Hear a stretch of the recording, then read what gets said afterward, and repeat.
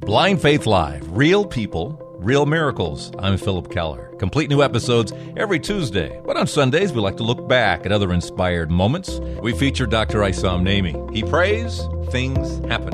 And we offer the insights of Dr. Nemeh. Mother Teresa. She came through? She came through, and her smell was very sweet. Very, very sweet. Familiar with the odor of sanctity? New phrase for me. My name is Philip Keller. I'm legally blind, and this is Blind Faith Live. Real people, real miracles. I'm familiar with the Blessed Mother having a scent because many times I have smelled the roses, the flowers, lilies, however you smell it.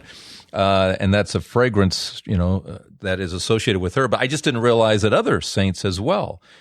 And Dr. Nemeh will reference this. Other saints also have very distinctive scents with them. But what's interesting is within the Catholic Church, there's usually years and years and years of investigation about the life, the holy life of the individual. Was it a holy life? Were there miracles involved? And it's a clue to whether or not they should be viewed within the church as saints. But when you add in this special scent that comes with a saint, it's like God voting and saying, hey, you can bypass all that. You can bypass all that. If that is the case, get ready for Saint Mother Angelica. And it was very strong. Actually, I could taste it even. Wow. Yeah, it was so strong. I mentioned a couple of weeks ago, it's just impossible what Mother Angelica did to build the largest Christian global satellite network, a cloistered nun. I mean, just the impossibility of that while there was a group of Catholic bishops trying to close her down, get their own satellite thing going. I mean, God was definitely playing favorites on who won the battle, if you will. And her faith is dazzling. And I go back to this again. We think that we, being in charge of ourselves, if everyone else would just stay out of the way, we could just achieve whatever it is we want to achieve. And Mother Angelica just sat back and just said, it's in your hands, it's in your hands. And when she did try to do things on her own, she, like the rest of us, she got burned a little bit too. But I go back to this, she somehow gets on the satellite. They agree, okay, you get to be on the satellite to service this country and the world with EWTN, television network, right? And she's hundreds of thousands of dollars in debt, maybe $1 million by this time, but she gets the okay to get on the satellite, and they're delivering the satellite now. And before the delivery of the satellite, I think it was one of the nuns had a vision. And in the vision, there was Blessed Mother giving basically her blessing to all of this, Mary giving her blessing, and then the vision had this like red flame shooting out the satellite dish. I mean, it was just like, ooh, yes, this is from God, and it is good, right? One of these things, right? So up pulls the truck driver. He's on the back bed of the truck. He's got the satellite dish, and all the nuns are excited, and Mother Angelica's excited, and the guy driving the truck gets out and says, all right, we've got your satellite dish. I just need $600,000. Oh, now? Okay, stay here. And she goes into her chapel and she starts praying and telling Jesus, you have a money problem, And she's looking for the answer that doesn't come. It's not there. She's got to tell the guy to go away. She's got to say, sorry, I don't have it. Maybe some other time. And as she's leaving the chapel, another nun says, Mother, there's somebody on the phone for you. There's some guy down in the Caribbean right now reading your book on his boat, and he wants to talk to you. And she gets on the phone with this guy, and, it's like, I'm a fan. I love your books. I love what you're doing. This is great. I want to help you. Do you need anything? Well, yeah, I need $600,000. Okay.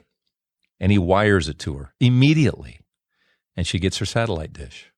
Crazy. I mean, the faith, and you got to build up to that kind of faith. That doesn't happen right away. That you just got to build.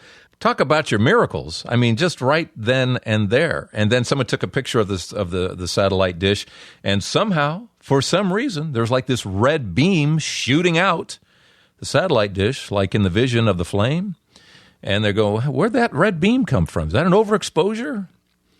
It's there, and I think I've got pictures up on the walls at EWTN. Just remarkable. And I think everyone who watches EWTN recognizes there's been no one like her since. She's been off the air. She was off the air the last 15 years completely. And to see, and they're rerunning a lot of Mother Angelica right now, all the different things and talks she gave, and you just look at it and you go, my gosh, so special. One of a kind. Just so one of a kind. So it's no great surprise that there's no one on that channel right now that approaches that kind of spirit and that kind of faith and that kind of connection that she had with the viewer. Just nothing quite like it. In fact, I want to, one of the things I was reading the book here in the last week or two, reading the book that Raymond Arroyo, who's the journalist, the newsman on EWTN, he wrote a wonderful book about her. I highly recommend it, and it's called Mother Angelica something, something, something, something. You can look for it under that. Something, something. Anyway, just look for Mother Angelica, Raymond Arroyo, and you can find it. Wonderful book. But in it, he talks about how early on, just to keep, before there was television, just to keep things afloat, how they tried to make money, the cloistered nuns, they sold fishing lures. They got into the peanut business, anything to try to raise some money to keep the thing going. And one day she was talking about this ill-fated peanut company they were trying to run from the convent there. When we first came here, donations were way down, and so we decided to do something. It was a big mistake. Anyway, we called them St. Michael's Peanuts. And we did tons of them. We baked, we roasted them, and I got machinery that put it all together fast. And we had big sales, like Daytona Racetrack. I mean, we sold boxes and boxes and boxes of peanuts to them, grocery stores. So this one man comes and he says to me, "I am the new concessionaire." I said, "Well, how do you do?" He said, "We think your peanuts are wonderful." I said, "Well, thank you." He said, "Well, there's a little advertising fee." I said, "Oh, really?" He said, "Yes." I said, "You mean kickback?" His eyes got real big, like she knows. Well, they said, "We don't call it kickback, we call it advertising." I said, "I don't care what you call it, it's kickback." I said, "Look, sweetheart,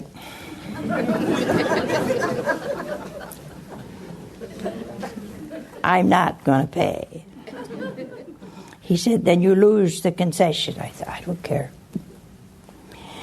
I said, "Look, if I'm going to hell, it's not going to be over a peanut."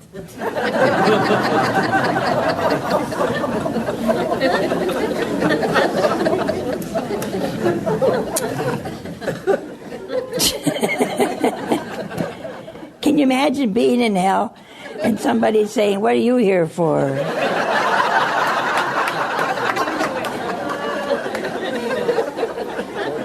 And they say, "A peanut." Mother Angelica, one of a kind. Here on Blind Faith Live, real people, real miracles. All right, let's go back a couple of weeks here. She passed away on Easter Sunday. On Good Friday, due to a patient that Dr. Nemeh was seeing at that moment, and connections to Mother Angelica down in Alabama, Dr. Nemeh was asked to pray for Mother Angelica. And so in the room there was prayer going on, and Dr. Nemeh began to pray over the phone, and things began to happen. So I want to go to that conversation with Dr. Nemeh and what was going on with Mother Angelica. They asked me to pray with her, And what was the experience? I did. Well, the experience, I mean, she is very holy, I could feel that strong spirit.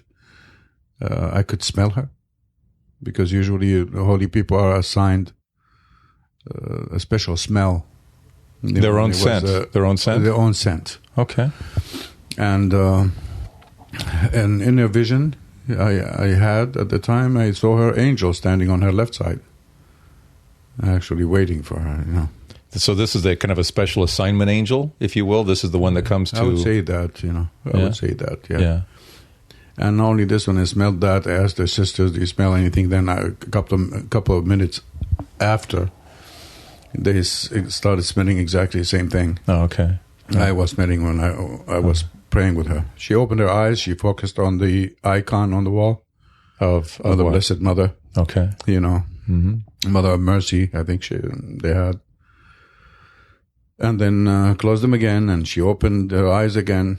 Then they told me she started moving her arm and her leg the ones that were paralyzed. That were affected by the stroke? That were affected by the stroke. Yeah. Okay, and that was back in 2001. Yeah. When an angel comes, when your angel comes, can it be with you for a long time, short time, comes and goes? What's generally how that works? Well, it depends on the particular case, but in her case, it stayed with her for a while. Yeah, because the reason I ask from my vision, from what I saw, it was standing by, leaning, over her. So, because sometimes you hear somebody, it looks like they're going to pass, and then they bounce back, and then they, so I'm kind of wondering if the angel sometimes is always there, or comes and goes, kind of depending on God's will, or it depends on the particular case too. Okay, right. So, but when you saw the angel, you knew that there wasn't much longer to go. Yeah, with the smell, and the smell. Is that there at the end also? Is that what you're saying? That she was assigned, and it was very strong. Actually, I could taste it even. Wow. Yeah, it was so strong. Interesting. Yeah, I mean, I know her smell. She comes by, I'll recognize her right away. She hasn't dropped by lately? I mean, since then? No. Not since then. That's interesting. Because John Paul II, he kind of came through your treatment room, did he not? At one time? After he had died? One time, yeah. Right, one time? One time. Okay. Do you remember a scent with that, or? No. Okay, just curious. Mother Teresa. She came through? She came through, and her smell was very sweet. Very, very sweet. One time also? One time I had encounter. What do you think the one time means versus multiple, or? Well, it doesn't mean anything really to me. I didn't pray to her anyway. Okay. So afterwards, but you pray, they will answer. Okay. So do you take that as a way of just saying? Did those occurrences happen shortly after their death? Shortly after, yeah. Okay, which is a sign to you that of holiness, obviously. Yes. Right. Yes. Okay. Interesting. Anybody else come to mind? Well, we have to have the encounters with many. No, I know, but in terms of that, the smell, the scent, the scents, the apostles and stuff like that. I've had quite a number of them. Our Blessed Mother. The flowers, yes, lilies. Lilies. Okay. Yeah. St. Peter, St. Paul. And each one is distinctive in their very distinct. Yeah. Okay. And one of the things that I mentioned in the last podcast and is remarkable, I think, about Mother Angelica and also about you is, although she might have been,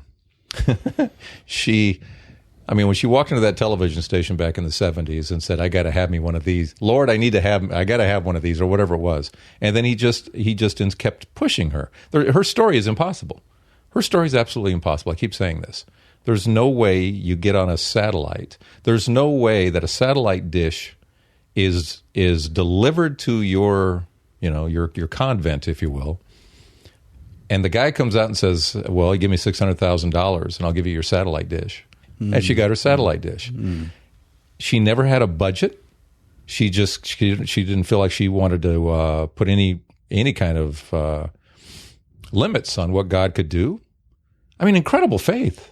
Yeah. Well, she was inspired, and God wanted it. When those things happen like that, that's a sign. It's phenomenal faith, though. It really is. It's just a lesson for us all. We can all admire people, but when you see them actually put it into action, I'm so inspired by that. Yeah. I'm always inspired by you. You wait for someone to walk in the door that can deliver X, or you'll find it somehow, divine intervention, and you go with what's required. Yeah. And she's stunning. She's just absolutely stunning in what she was able to put together. Yes. Against even the bishops trying to close her down and get their own satellite thing going. I mean, she was up against everything. Around the same time, this song started bubbling up in my head. I don't choose the music for these episodes; they just appear. Morning glory. Old Turtle song. If you'd like to know where was I last night. It's called "She's My Girl." It's a song about having a dream and taking some girl away and riding around in a car. She's my girl, and that's where it was last night. Off in a dream.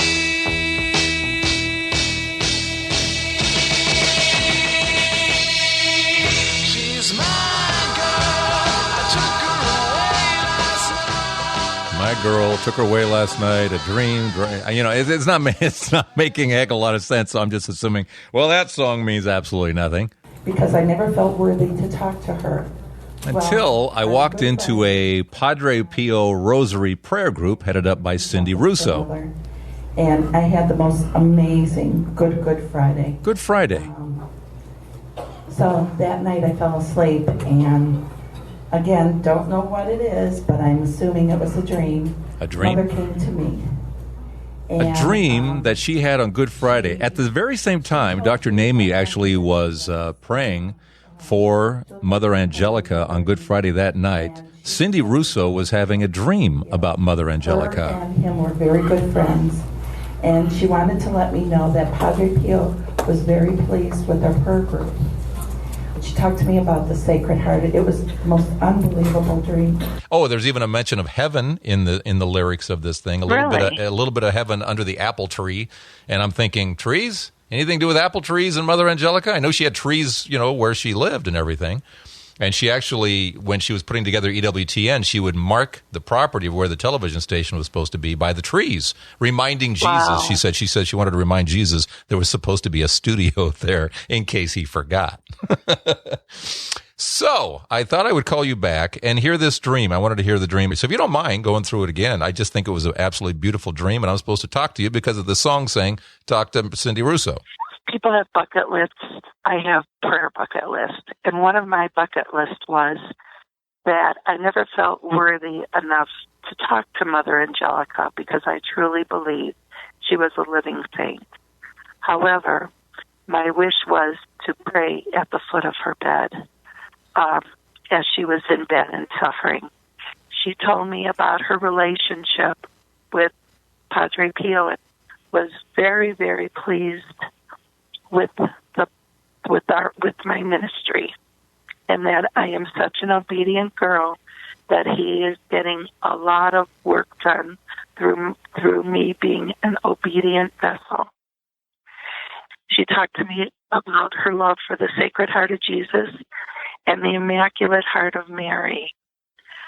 Then we went into Bible study, and for the life of me, she was giving me Bible lessons. And can I remember one of the scripture quotes that we were going through? No, nothing. Can't remember any of it. But it was going on for quite a long time. And then she told me that I had to go because it's her time and she had to leave. And I told her, well, I don't want to leave. I want to stay with her forever. And she said, Cindy, you can't. She said, my time is done and they're calling me and I have to go. But she allowed me to walk down a hallway, down the steps of this building, and in front of this building was an old station wagon, probably like from the 50s, and it was stuffed with people. Many, many people, like way too many people than a station wagon should have. And there were two sisters in the car with full habits. And she said, I love you. God bless you. Goodbye. And I woke up. And I knew when I woke up that she was not going to be here after I really felt it was going to be on Easter.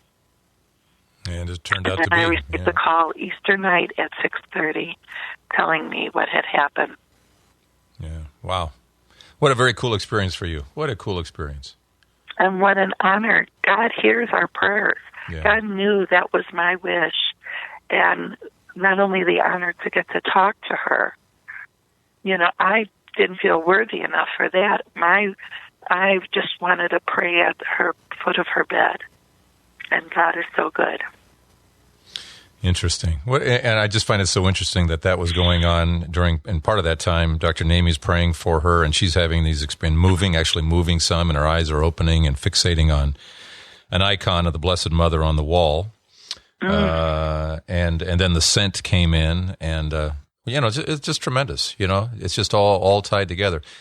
And then afterwards, I've never read a book about her. I mean, I've seen her on TV, but I've never read a book about her. And someone told me that when she left Canton, they packed the sisters up in an old station wagon. And off they left for Alabama. It's pretty good. That's pretty good. Well, that's kind of all there in the song. You filled in all the gaps of what was going on during that dream. It's amazing. She is very, very special, and I knew a lot of her. I had watched her on EWTN a number of times, but I never knew the whole story either until the week she passed away, where I downloaded that book that you're talking about that was in there, and everything about how she created that network, which was totally impossible. And I keep saying this because the lesson of her is that she is such a great example of don't try to do anything yourself. Nothing, because it can't compare to what God can do if you just let him do his thing through you. Amen. Dazzling. It is dazzling. It is dazzling what she did. She's a real person. Yeah. And he's... Kill the mailman. Kill the mailman. I just come back to tell you there's a little bit of heaven underneath the apple tree. And every time I see you with that smile upon your face, there's a little bit there for me. And she's my girl, and that's where it was last night. Went for a ride.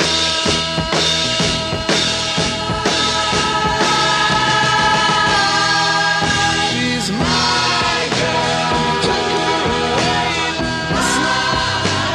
We went for a ride. My girl, that's where it was last night. Up in the sky. Thank you for listening to Blind Faith Live. Real people, real miracles. Complete new episodes every Tuesday. See you then. I'm Philip Keller.